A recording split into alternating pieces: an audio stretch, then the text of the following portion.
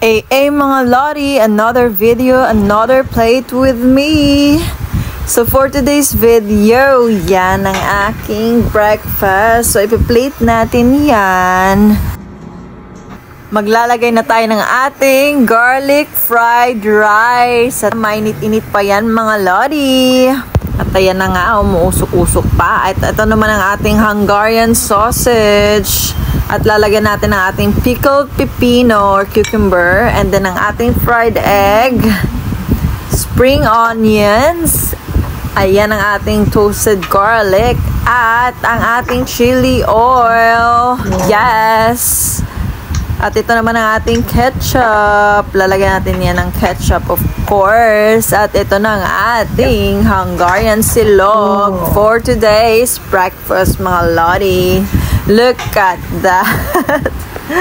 Oh my God. Ang sarap-sarap niyan. Sino dito ang mahilig sa silog? And also, anong favorite nyong silog, guys? So, comment nyo lang yan dyan sa baba. And also, let me know in the comment section below kung taga saan kayo.